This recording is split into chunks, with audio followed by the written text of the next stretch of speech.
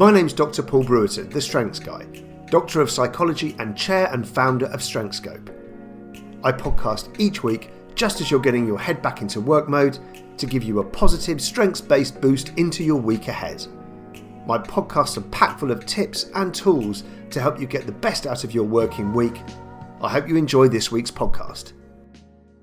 Hi, my name's Dr. Paul Brewerton. I'm the Strengths Guy. I am a chartered occupational psychologist, Doctor of Organizational Psychology, and founder and chair of Strengthscope. And I'm delighted to have on the Strengths Guy podcast, the Psychology at Work podcast, we call it these days, Ollie Pickup. Hello, Ollie. Hello, Paul. Great to be here. Yeah, good to see you. Can I do an intro? You know, like written by either you or your publicist. I don't know who, but I'll go ahead and do that if that's all right. So, Ollie, you're a London-based technology and business journalist. You've been labelled a future of work influencer, and you write and talk about all of the subjects covered by that topic of future of work. So, employee experience, cybersecurity, workforce trends, artificial intelligence, to name but a few. There are more, right? Your works appeared in The Times, in Digiday, Raconteur, The Guardian, Financial Times, and a lot of other publications all over the world. Recently prompted by the advancement of generative AI, you committed to being more human in an increasingly digital age. And that means a move towards more public speaking, including podcast appearances like this one and in-person presentations. And good on you, actually, for going more human in digital age, right? I mean, it's more fun. It's needed. That's it. Yeah, absolutely. I'm sure we'll get into that. But yeah, I'm loving it at the moment. Good. Excellent. Earlier this month, you moderated a panel in the Shard in London on AI regulation in the workplace at a fringe event of the AI Safety Summit. And in a few days, you're chairing a track at the IoT. What's IoT? Global Tech Expo held at London Olympia Institute of Technology. The Internet of Things, yeah. So it's digital twins, things like that, all the operational stuff. Amazing. Cool. Hi again. Hi. So given your background, your extensive background, let's go to recruitment. If we're thinking about the workplace, let's go first there, because it's almost the sharp end of the employee experience, right? It's like where things begin for an employee coming into an organization, having their first contact with a company or business or organization. So let's have a think about, first of all, and a discussion around whether you feel recruitment is setting the pace or whether it's following other trends right now. It's a really good question. And I think it's a fascinating topic, actually. I do feel sorry, having covered a lot of human resources trends in the last few years, that HR professionals have been suffering from whiplash, going from one trend to the next. Right. And I think, traditionally, recruitment was the primary aim, objective of HR professionals. But now the realization that technology, there's technology that's helping people, but there's also a need because of technology to think about not just recruitment, but pre-onboarding and the careers of the people that they're looking after. And people in HR, I think, get into that area because they want to look after people, they want to care about people. So they are now being enabled by technology, hopefully. But I think it's that, data and tech explosion and the realization that AI in particular can be the turnkey for better, more fulfilling, and crucially, better matched careers. Human capital is arguably the biggest mismanaged asset in the world. And so many people are unhappy with their jobs, and it doesn't need to be like that. And now we're starting to see solutions that match people's skills. I know Strengthscope is certainly helping in this area, but where you can kind of map people's skills, their strengths with their future potential. Really, there's a couple of stats that I found here. This one's from Gartner, which is just frightening, and it says it works out that by next year's 2024. A third of the skills that were present in an average job posting in 2019 will no longer be needed. Yeah, I think we're getting to the point where job descriptions themselves are almost redundant as soon as they're written. And there's an acknowledgement as well that because of the gallop of technology, lots of organizations do need to upskill or reskill their workers. There was a great example a few weeks ago where Slack actually stopped operations for a whole week because they said, oh, well, we're so far behind, we're just going to close down and train the staff. And they are the enlightened ones. There's a lot of businesses out there that actually haven't focused on this or aren't willing to do anything about it. Yeah. So essentially it's moving incredibly quickly. It's difficult to stay on top of. There's technology that's available, but not necessarily widely tested, that's becoming available to HR professionals, including in the recruitment space.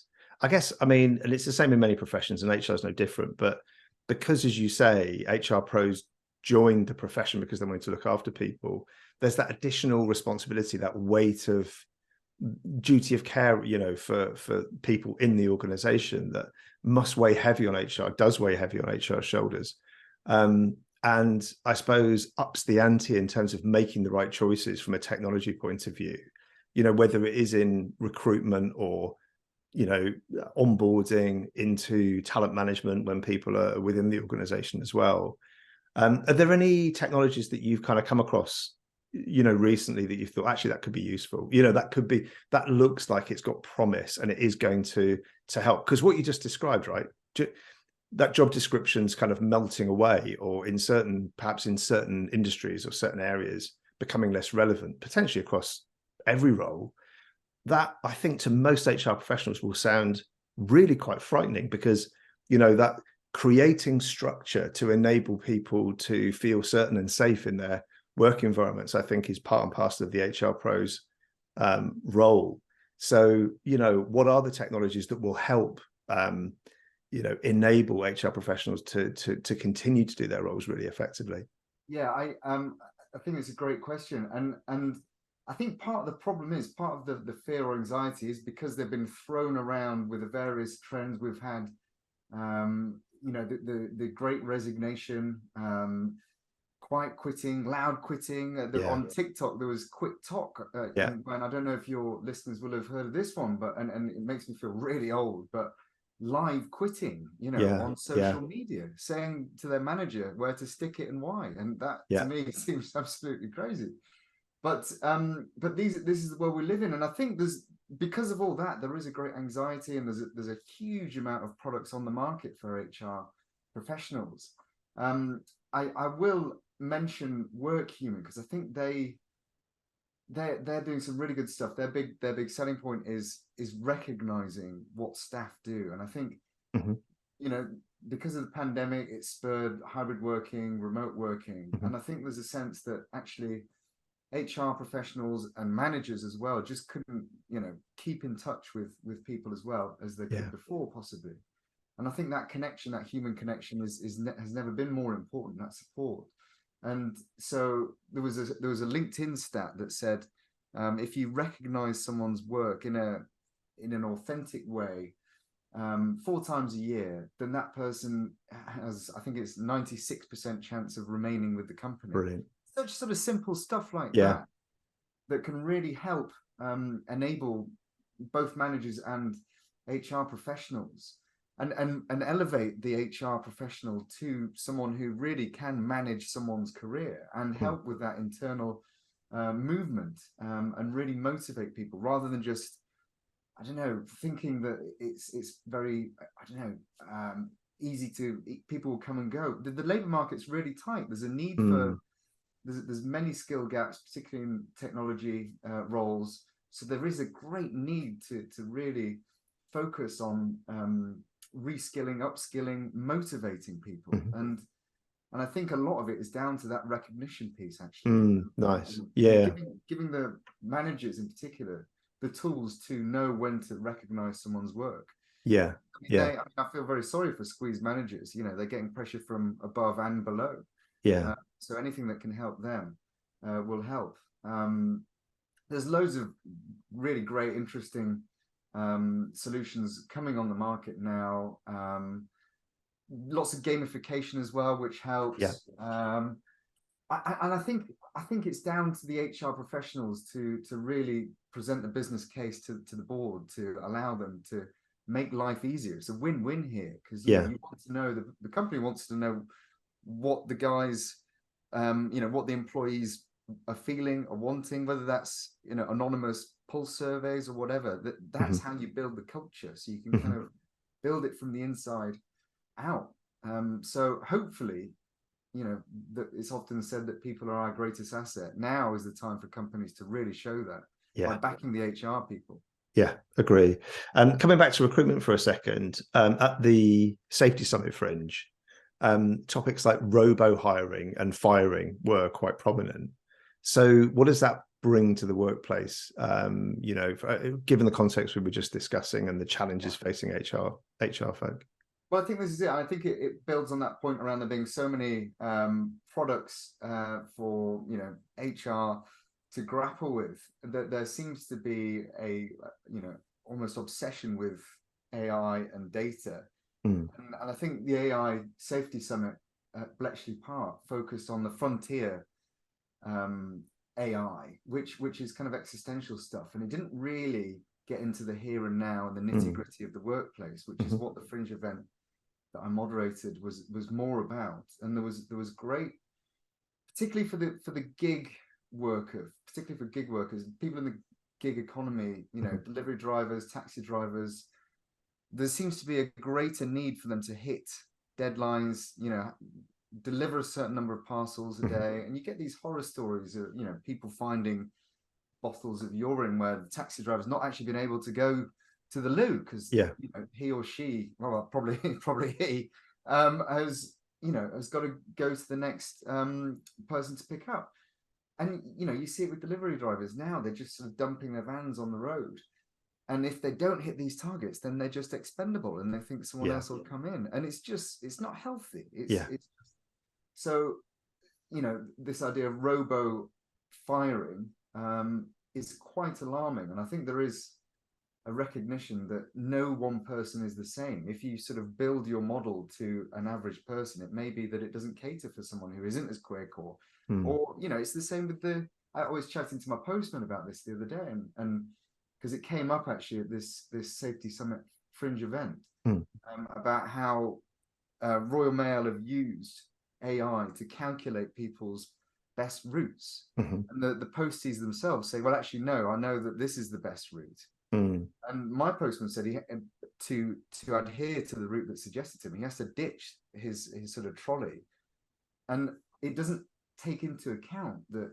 he has to chat to Mrs. Goggins, or deal with the dog at number 48 or whatever. So it doesn't, and that's the important thing. That's the customer service.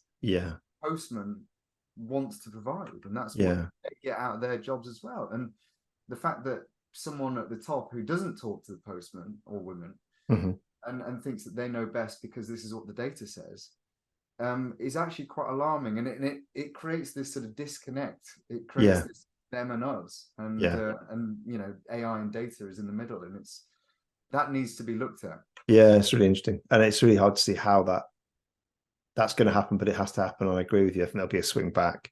Interestingly, I used to have chats with my postman every couple of weeks. Not spoken to him for 4 months. There you go. Literally, it is what you're talking about. I've seen him go by in his van, and he's waved every now and again. And I might see him because we're coming up to Christmas, and that's when he decorates his beard. Seriously, it's quite astonishing. Like, it looks like a Christmas tree. It's amazing. And I always have to take a picture to show the kids, But I've not seen him for ages, and it is, and I spoke to a DPD driver that I've, met a few times at the doorstep, and he's constantly talking about either being ill, with overwork, getting injured because he's having to be, he's pushing himself to load the van, unload the van, etc., etc. And it is all being calculated with tech, like everything, in terms of the throughput, in terms of the number of parcels that it's possible to deliver as a human. But there's a human cost, and it's just squeezing everyone so hard. And in this model, the friendliest person providing the best customer service is the one that's closest to the chopping board, and Yeah. that's not right. Yeah, agree. Yeah, absolutely agree. There's something else that has come up recently around applicants for job roles not necessarily being entirely truthful in the way they describe themselves on CVs or through the application process. I don't know if you've got any stats on that, but I think there's a conversation that we can have here usefully about strengths and the strengths approach within the recruitment context, and how that might enable more of this human authenticity, particularly in that moment where you're wanting to present yourself as the best version of yourself, but not to the point where you're compelled to tell untruths about your experience or who you are, because it's not going to do anyone any favors at the end of the day. Well, I think that's right. I think the stat that I heard, I can't actually remember where it's from off the top of my head, but 63% of CVs usually have a little fib on them. Right. And yeah, and that's high, and not a surprise. No, I mean, I suppose there is an argument for a bit like job descriptions, CVs, resumes might be a thing of the past before too long. There is this trend that people need to forget about. Well, not necessarily forget, but past experience is not necessarily as important as it might have been, and certainly certificates, degrees. It's learning quotient is something that I've written about recently. So instead of IQ, it's learning quotient. It's the potential of people. It's a bit like what you look for, with your questionnaires, the skills, the strengths that people have, and knowing how to make the most of them, how to encourage them, what the weaknesses are or what the areas are to work in, work up. And I think we're starting to see that a bit more, but there's still very much a lag here. Many businesses are still using, CVs, or perhaps using AI to go through all the CVs, and that's another worry. It brings in bias. Yeah. Of course, and I think there is a sort of correction taking place in that area. But hopefully we're not too far away from companies, HR professionals really taking the time to get to know the person, get to know the truth, and the skills and the strengths that they will provide today, and potential that they have to serve the company in the future. Yeah, we've had a number of recent experiences. There's one particularly notable one where one of our large client, and they've kind of gone public with this recently, which is really gratifying to see, who have been using the strengths approach, using Strengthscope as well in their recruitment process. And the idea for them is around improving employer brand, right? In part because it's enabling people to undertake a strengths assessment, get a report back, whether they're successful or not. But they're not using the tool to select people in or out. They're not using it as a sift. They're not saying, well, you don't have the right strengths. What they're doing is saying, okay, first of all, this is optional. You can choose to do this if you like, but you don't have to. And secondly, if you do, then read the report and then bring some of your learnings and some of what's occurred to you as you've read through the report, what it tells you about you, into the interview with the hiring manager. So the whole thing is candidate driven. The whole thing is encouraging that level of ownership of who you actually are, the authenticity that brings to the conversation. And they've rolled it out now in 26 countries. It's being used very widely. Exactly, and it's really positive to see that, because it's actually an engineering business. You wouldn't necessarily put them at the sort of vanguard of AI and technology, although they are kind of technology oriented. But it's just a really positive step. And I think, if more employers go down that road where they're saying, okay, we need to enable candidates to have a language that they can use to describe themselves at their best, and maybe where they've got risk areas too, then we're putting them in the best place, and that we're putting us in the best place to make the better selection decisions. I must say, having done the questionnaire, the Strengthscope questionnaire, it was totally a revelation for me. I learned so much about me and my ways of working And also, it helped my home life, I must say. I tend to be, I think one of my strengths was being efficient. But when I'm over efficient, it's a problem. And at the weekends, when I try and march the kids around, and my wife says I act a bit like a sergeant major. So now I can understand that, and I know when to dial it down. And Yeah. But I think the great thing about these kind of questionnaires is that they can't be gamed. You can't lie on them, Yeah. really. If you take the time to answer them truthfully, Yeah.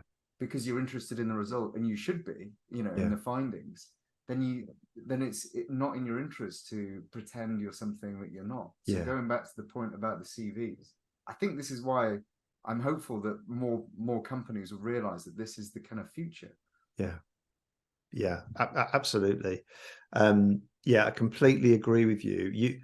If you're walking into an interview, and really all you've got is whatever research you've done on the job role, the organization, but also mainly you're in a really good place to describe who you are, what you can bring, perhaps what you've done in past roles, but to do that in an authentic way, rather than, I don't know, coming in with a whole bunch of examples under your arm which make you sound amazing, but actually they're not the real you. I think and both parties end up getting shortchanged in that situation. Absolutely, yeah. Yeah. Okay. So you're growing this niche of becoming more human in a digital world. So what do you think is the answer? We've touched on some of this, but what do you think we can do to maintain, develop our humanity in this increasingly technology and AI dominated landscape? Yeah, I think the pandemic, the fallout has definitely accelerated many trends, that everyone's talked about ad nauseum. But I think we're just drowning in digital addiction, really. I'm currently having a digital detox from social media, and I'm feeling much better. It's just sort of simple stuff. And I don't want to sound too virtuous, but No, you can. It's fine. well, no, I just, I being a technology journalist, and being close to lots of these trends, I know, how much that fire can sting you and burn you, and it's made me be very much more careful with my screen time. And I think there are certain laws that are being enforced around the world, in France, in Portugal, and Spain, that will allow employees to switch off when at the end of work time. And I think slowly but surely there is this great understanding and ratification that workers can't be contacted by their bosses over the weekend. They don't need to. I think we've fallen into the trap, though, especially with remote working, the need to kind of have endless Zoom or Teams calls, of people being busy rather than productive. I think there was a great example when, almost exactly a year ago, Shopify let loose what's called a chaos monkey. So these are sort of almost, I'm sure your listeners will know, but the idea is it's an engineering term, and you're supposed to sort of switch something off and see what happens. And anyway, they let their thousands of employees know that on January the 4th, as of January the 4th, their calendars were free. And at first there was sort of mild panic, but then there was this relief, this sort of liberation, I think. And what's been fascinating is that while Shopify have managed to make it work, and their productivity levels have gone through the roof, not many other companies have actually been brave enough, bold enough to do that. Yeah. And I don't know, it's difficult. I mentioned the Slack example before about how they just down tools to reskill, to learn something new for a week.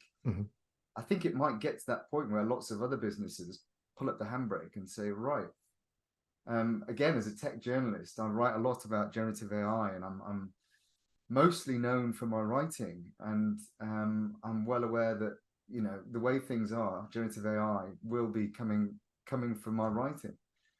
So I want to build on that, and I also enjoy speaking at podcasts and presenting and moderating.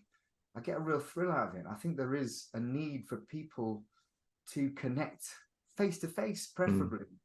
I'm sure you've been to many events recently where there's just a lot of energy in the room again. You know, Yeah. we're well out of the pandemic now, and there's just more gets done face to face, it seems. It's very different, isn't it? And talking of that, clearing the diary, right, completely. So your Outlook or whatever other, calendar device you're using, just getting everything shifted out. There's this, as you say, this kind of desire to be seen to be, or to want to be, or just expect to be completely full up with meetings. We had proof of concept with COVID.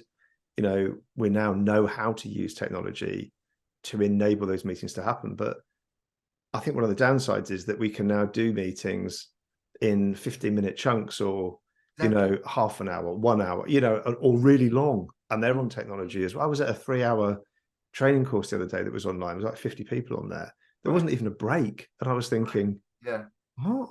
Yeah. I mean, I don't understand, but it's almost like the technology is leading us in that direction, or we're allowing the technology to lead us in that direction. But the technology is not doing anything. It's not being, it's not making those decisions for us. We're making them, and I do think it is down to employers, you're right, to set the tone, to set expectations. And it's also down to individuals to, make a stand, or I'm often, talking to execs when I'm coaching around making their meetings 50 minutes shorter, so they've got enough time to at least take some of the actions.